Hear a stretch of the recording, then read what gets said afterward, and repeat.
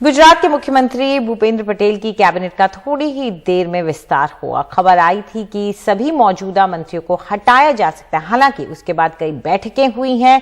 पूर्व मुख्यमंत्री विजय रूपाणी के घर भी 4 से 5 मंत्री पहुंचे।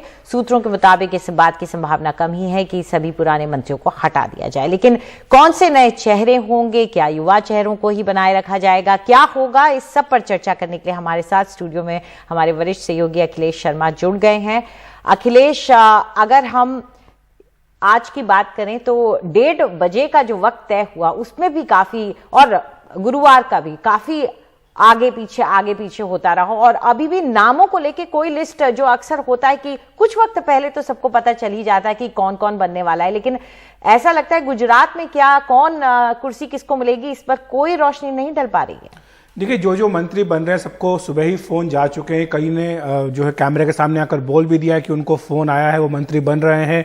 बताया जा रहा है कि 24 से 25 नए मंत्री बन सकते हैं। इस बात की अब पूरी संभावना है कि जो पिछली सरकार में मंत्री थे उनमें से किसी को भी मंत्री नहीं बनाया जाएगा। नो रिपीट फार्मूला, इसकी चर्चा कल से ही गुजरात में हो रही है। माना जा रहा है कि इस फार्मूले पर मोहर लग चुकी है। हालांकि विरोध हो रहा है कई जगह इस फार्मूले का। कई जगह पर कहा गया है कि इससे नुकसान होगा बीजेपी को। न सिर्फ वरिष्ठ नेताओं की अनदेखी का खामियाजा बीजेपी को भुगतना पड़ सकता है, बल्कि जातीय समीकरणों को नहीं साधने का नुकसान भी बीजेपी को उठाना पड़ सकता है, ऐसा वहां पर पार्टी की ओर से कहा जा रहा है। आप जानती हैं कि जो बीजेपी के एक सांसद हैं लोकसभा के, उनकी ओर से एक बयान आया है ट्वीट पर, जिन्होंने कहा है कि भरूच जो जिला है उससे किसी को नुमाइंदगी नहीं देना भारी पड़ सकता है। इसी तरह से जो अन्य जातीय नेता हैं, जो कुछ अपनी बिरादरी के नेता हैं, उन्होंने भी चेतावनी दी है। कल ऐसे ही एक मंत्री के जो समर्थक हैं उनकी ओर से विरोध प्रदर्शन में किया गया था। राजकोट में ये हुआ था, और कुंवर जी बावलिया हैं जिनके समर्थकों ने विरोध प्रदर्शन किया था। उनका यह कहना था कि दोबारा मंत्री अगर आप नहीं बना रहे हैं तो इससे नुकसान उठाना पड़ सकता है। कोली समुदाय के नेता माने जाते हैं, और चुनाव में पिछली बार भी हमने देखा था कि कोली समुदाय ने खुलकर बीजेपी का साथ दिया था। तो ये जो नो रिपीट फार्मूला जिसकी चर्चा चल रही है, उसके चलते ये मंत्रिमंडल वाकई बहुत ही जोखिम भरा कदम बीजेपी उठाने जा रही है, ऐसा मान करके सब चल रहे हैं। लेकिन पार्टी कोशिश यही करेगी कि ठीक है, नए लोगों को मौका दिया जाए, युवाओं को दिया जाए, महिलाओं को दिया जाए, लेकिन साथ साथ जाति समीकरणों को भी साधा जाए, ताकि इस आधार पर कम से कम नुकसान न उठाना पड़े। जी, इस वक्त सीधा वहीं का रुख करते हैं। शुरुआत हो रही है वहां पर स्वेरिंग इन सेरेमनी की। माननीय राज्यपाल श्री, ગુજરાતના પદનામિત મંત્રીશ્રીઓ ઉપસ્થિત છે, એમને સોગંદ વિધિ માટે આપની સમક્ષ રજૂ કરવાની અનુમતિ આપો તેવી વિનંતી છે। શ્રી રાજેન્દ્ર सूर्यप्रसाद त्रिवेदी, जो पहला नाम आया है अंजलि, श्री जितेंद्र भाई सवजी भाई वाघानी, अभी सुबह तक उन्होंने आज सुबह ही गुजरात विधानसभा के अध्यक्ष पद से इस्तीफा दिया है, और पहला नाम उन्हीं का। तो इसका मतलब बिल्कुल यही हुआ है, नो रिपीट फार्मूला। सारे पुराने मंत्रियों को ड्रॉप कर दिया गया, क्योंकि अगर वरिष्ठता के हिसाब से अगर देखते तो नितिन पटेल का नाम सबसे पहले होना चाहिए था, लेकिन चूंकि उनका नाम नहीं आया है, राजेंद्र त्रिवेदी का नाम आया है, जो कि विधानसभा के अध्यक्ष थे आज सुबह तक। इससे बिल्कुल साफ हो रहा है कि बीजेपी किसी भी पुराने मंत्री को इस सरकार में, नई सरकार में मंत्री नहीं बनाएगी। हूँ जितेंद्र सौजीभाई वाघाणी, हूँ ऋषिकेश गणेशभाई पटेल, हूँ पूर्णेश कुमार ईश्वरलाल मोदी, हूँ राघवजी हंसराजभाई पटेल। ईश्वर ने नामे सोगंद लऊं छूं के, ईश्वर नामे सौगंद लऊं छूं के, कायदाथी स्थापित भारतना संविधान प्रत्यय, कायदाथी स्थापित भारतना संविधान प्रत्यय हूँ साची श्रद्धा अने निष्ठा धरावीश, साची श्रद्धा अने निष्ठा धरावीश। हूँ भारतना सार्वभौमत्वनु अने भारतना सार्वभौमत्व अने अखंडतानु समर्थन करीश, अखंडतानु समर्थन करीश। अने हूँ गुजरात राज्यना मंत्री तरीकेना, गुजरात राज्यना मंत्री तरीकेना मारा कर्तव्यो श्रद्धापूर्वक अने अंतःकरण पूर्वक बजावीश, श्रद्धापूर्वक अने अंतःकरण पूर्वक बजावीश। અને અને ભય કે પક્ષપાત ભય કે પક્ષપાત રાગ કે દ્વેષ વિના રાગ કે દ્વેષ વિના તમામ લોકો સાથે તમામ લોકો સાથે સંવિધાન અને કાયદા અનુસાર સંવિધાન અને કાયદા અનુસાર ન્યાયપૂર્વક ન્યાયપૂર્વક વર્તીશ વર્તીશ। હું હું રાજેન્દ્ર सूर्यप्रसाद त्रिवेदी હું तो જીતેન્દ્ર आप સૌજીભાઈ जो વાઘાણી ये हम जो चेहरे इस वक्त देख रहे हैं, आप कह रहे हैं अगर वरिष्ठता के हिसाब से देखें तो नितिन पटेल का पता करना है, लेकिन आप इतना बड़ा रिस्क ले सकते हैं चुनाव से ठीक पहले कि आप बिल्कुल इतने बड़े बड़े बीजेपी ने रिस्क ले लिया है। और नितिन पटेल की जो हम बात कर रहे हैं वो नितिन पटेल सामने दर्शक दीर्घा में बैठे हुए हैं, वो देख करके ये जो पूरा शपथ विधि समारोह इसका नजारा ले रहे हैं। ये एक चौंकाने वाली बात जरूर है, क्योंकि बीजेपी ने अभी तक बीजेपी का जो इतिहास है उसमें कभी ऐसा नहीं हुआ कि इस तरह से आप न सिर्फ मुख्यमंत्री को हटा दें बल्कि पूरे मंत्रिमंडल को हटा दें। हालांकि हमने हाल में केरल में देखा था, जहां पर की लेफ्ट फ्रंट की सरकार ने वापसी की थी, वहां पर मुख्यमंत्री को छोड़ के बाकी सारे मंत्रियों को हटा दिया गया था। तो ऐसे में बीजेपी ने जोखिम मोल लिया है, लेकिन पार्टी को यह लगता है कि शायद इससे जो एक एंटी इनकम्बेंसी थी 4 साल की, पिछले 4 साल की, उससे वो पार पा सकती है।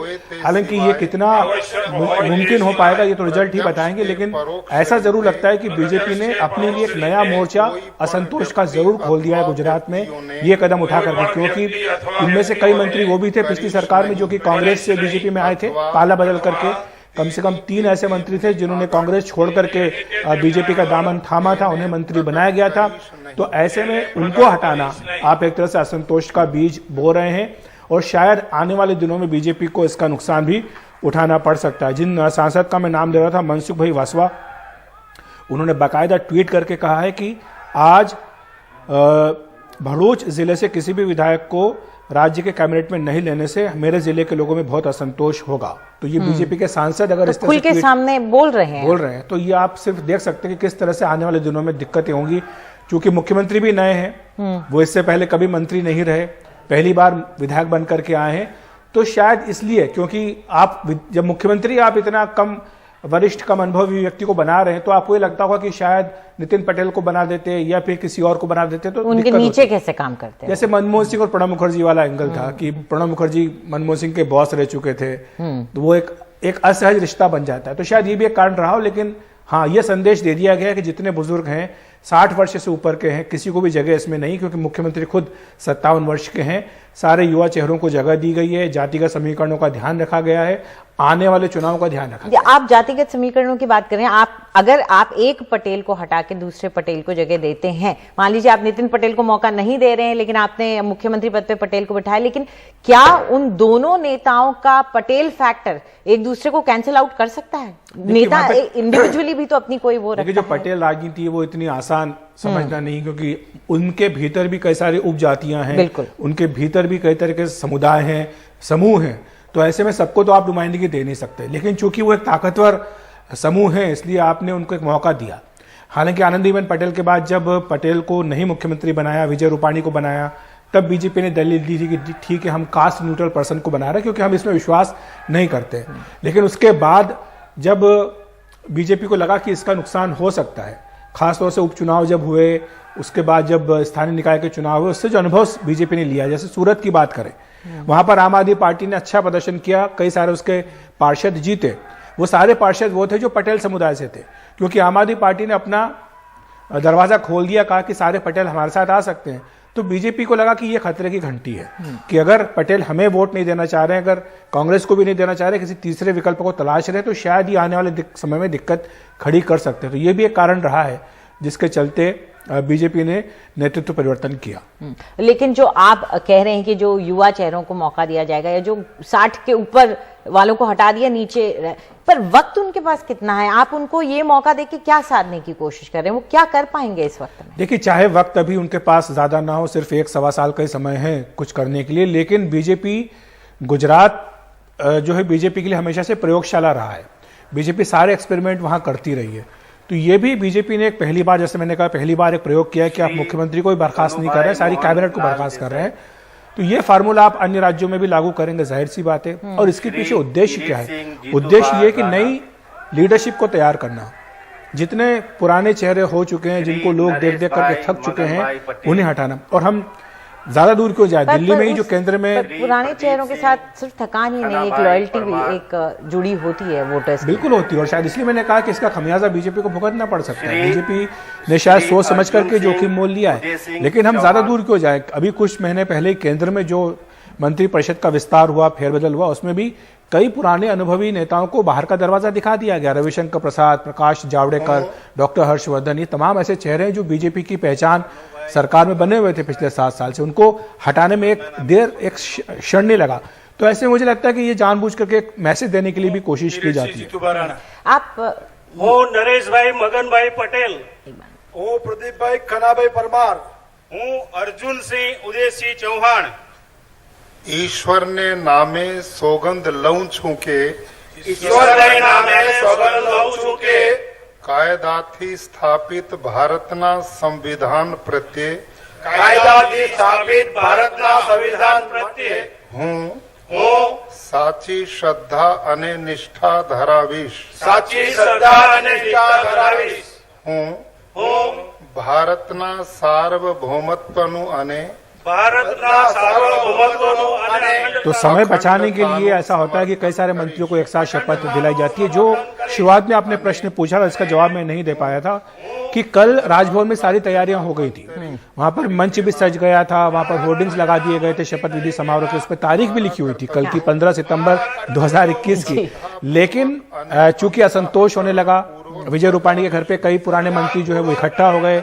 ये संदेश बार बार पार्टी आलाकमान को दिया गया कि आप जो ये कर रहे हैं ठीक नहीं कर रहे हैं, नो रिपीट फार्मूला ठीक नहीं है पार्टी की सेहत के लिए।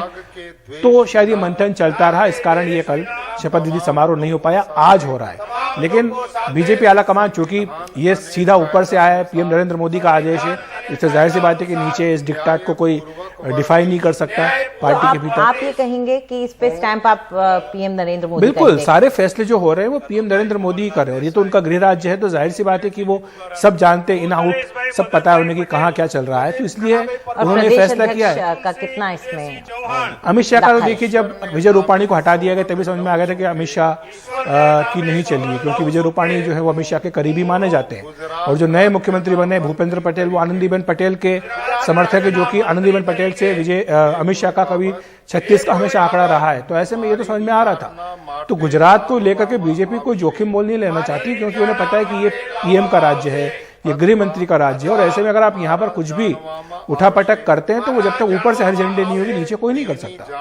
पर नितिन पटेल, दोबारा मैं उनकी बात ला रही हूँ क्योंकि उनके साथ पिछली बार भी कहीं ना कहीं हमने देखा था कि गुलदस्ते बढ़ गए थे, और नितिन पटेल की उम्मीदें उस वक्त भी काफी थी, और इस वक्त भी जो उनके साथ हुआ, इससे पटेल समाज में आपको लगता है कुछ असर पड़ सकता है? और दूसरा ये कि कांग्रेस की तरफ अब उनकी तरफ से पटेल समाज को भी रिझाना, हार्दिक पटेल को लेना, या इन सब चीजों का कोई असर पटेल समाज के साथ और बीजेपी की इक्वेशन में पड़ सकता है? निश्चित तौर पर पड़ेगा। देखिए, क्योंकि जो पिछला विधानसभा चुनाव हुआ था उसमें कांग्रेस ने पूरा जोर लगा दिया था।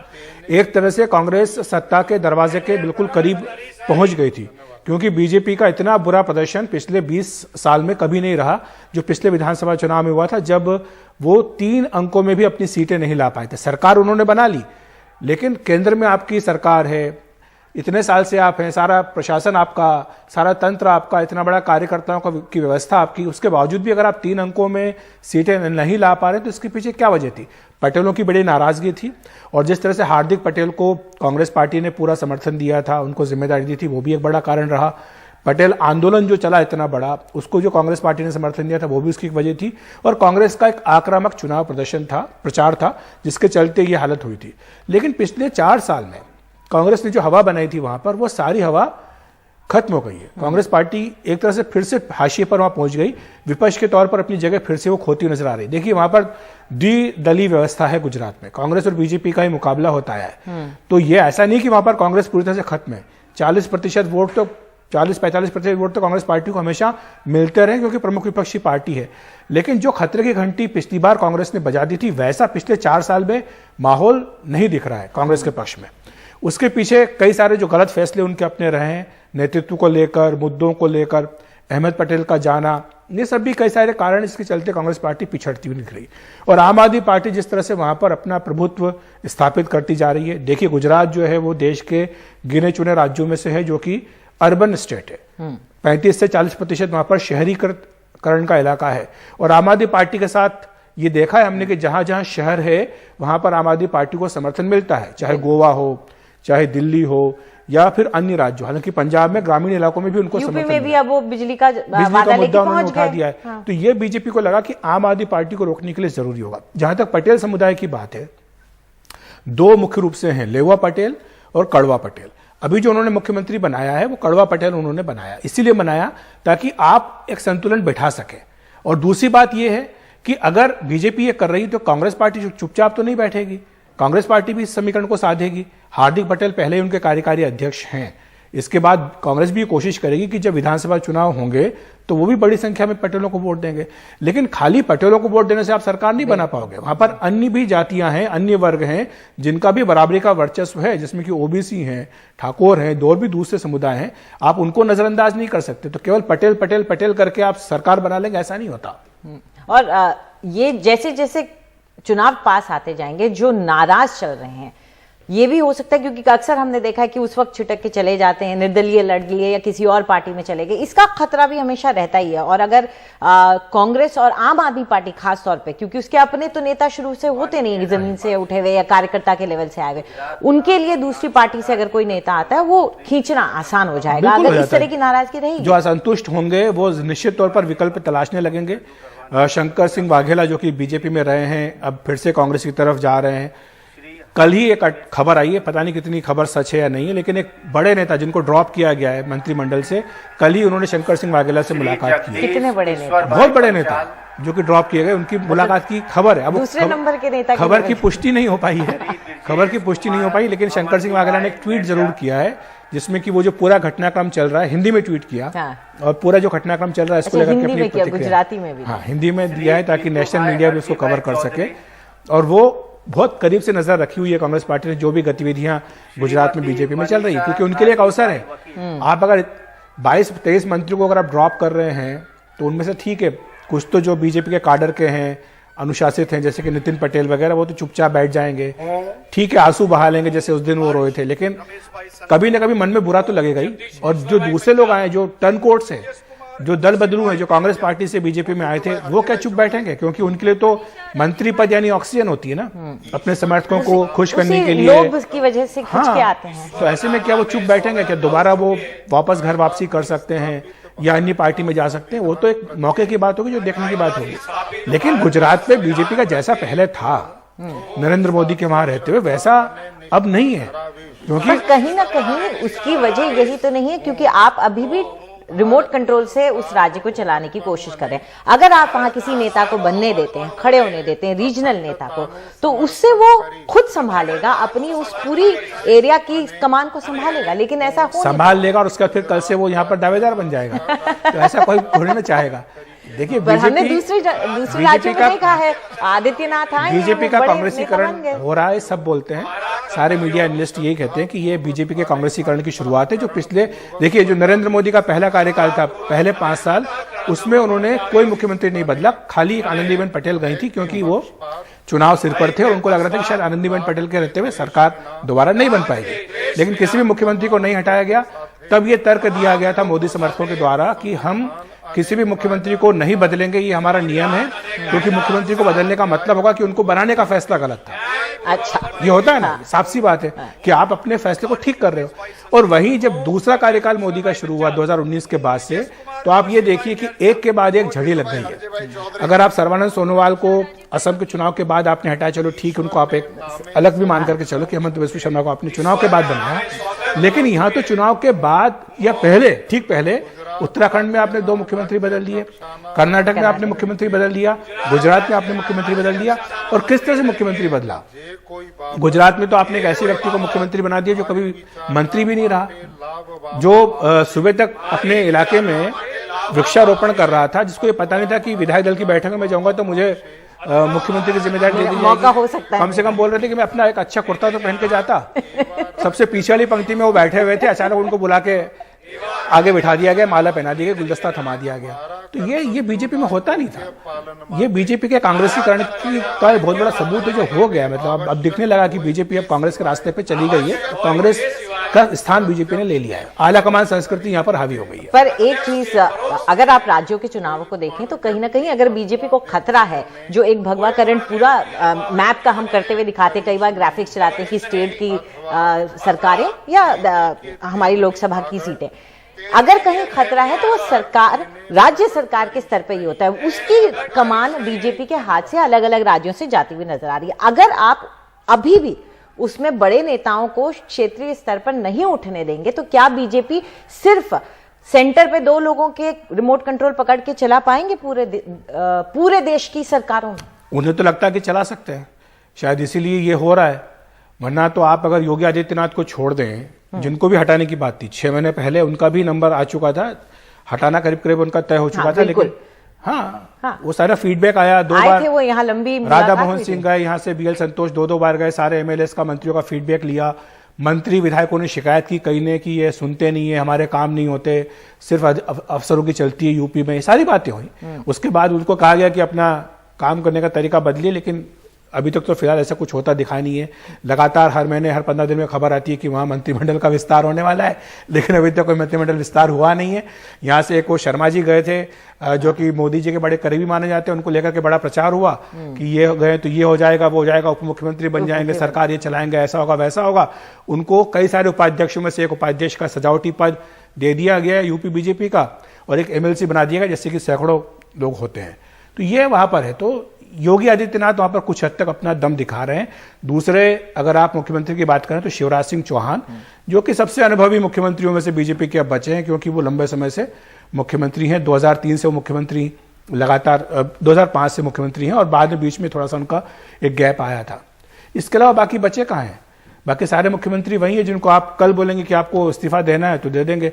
विजय रूपाणी को बीएल संतोष, जो कि संगठन महामंत्री, वो बोलने के लिए गए थे कि आपको इस्तीफा देना है। सुबह तक विजय रूपाणी पीएम के एक फंक्शन में मौजूद थे, जिसमें पीएम थे और गुजरात का जो कार्यक्रम था, और उस कार्यक्रम से पहले उन कार्यक्रम में बैठे थे, उनको पता था कि उनको कह दिया गया है कि आपको इस्तीफा देना है। उस कार्यक्रम के थोड़ी देर बाद वो राजभवन गए और वहां पे मीडिया वालों को बुलाया और इस्तीफे का ऐलान कर दिया। तो ये हो रहा है बीजेपी। अनुशासित हैं, बिल्कुल अनुशासित कह लीजिए इसको या कुछ भी कह लीजिए, क्योंकि आप में अब ताकत बची नहीं है ना। तो अखिलेश, अगर आप हर 70 से ऊपर 75 के उम्र के लोगों को हटाते जाएंगे, जो अनुभवी हैं, जिनकी साख है, जिन्हें लोग पहचानते हैं, और आप युवा चेहरा के नाम पे हर वक्त ऐसे फर्स्ट टाइम एमएलए को लेकर के कुर्सी पे बैठाएंगे, तो कहीं ना कहीं आप ये इंश्योर कर देंगे कि कोई बड़ा नेता ना रहे। और बड़ा नेता बनने में वक्त भी तो लगता है।